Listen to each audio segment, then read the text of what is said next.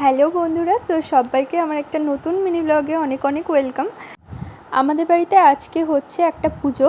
তো আজকে আমাদের বাড়িতে হচ্ছে বড় ঠাকুরের পুজো এবং তার সঙ্গে সঙ্গে নারায়ণ পুজো। তো ওই পুজোটা একটা বিশেষ কারণে দেওয়া হয়েছে। আমার বরের পায়ে খুব একটা বড় অ্যাক্সিডেন্ট হয়েছিল। তো ওই জন্যে ভাবলাম, মা বাবা সবাই বলল যে একটু বাড়িতে পুজো দেবো, তাই জন্যে আজকে পুজোর আয়োজন। আর সঙ্গে সঙ্গে এদিকে দেখো পুজো হচ্ছে আর এদিকে রান্নাবান্না আয়োজন হচ্ছে। তারপরে এখানে পুজো হয়ে গেলে আমরা বসে পড়েছিলাম অঞ্জলি দিতে। তো অঞ্জলি দেওয়া হয়ে গেছে এবং ঠাকুরমশাই আমাদের ব্রতকথা পাঠ করছেন এবং সেগুলো শোনাচ্ছেন।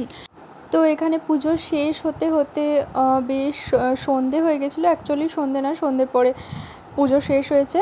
তো তারপর এখানে সব কিছু গোছানো হচ্ছিলো এবং একে একে প্রসাদ বিতরণ করা হচ্ছিলো। তো এখানে দেখো সারাদিন মানে না খেয়েছিলাম, ওই জন্য একটু কষ্ট হচ্ছিল। তো যাই হোক, এখানে প্রসাদ মানে আমাদের খিচুড়ি প্রসাদ রেডি হয়ে গেছিলো। তো সবাই মিলে খাওয়া দাওয়া চলছিল এখন।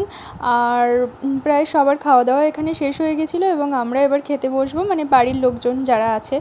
তো এখানে আমরা সবাই মিলে খেতে বসে পড়েছিলাম। আমি, মা, আমার মাসি এসেছিলো এবং আমার শাশুড়ি মা, আমার বর সবাই ছিল এখানে।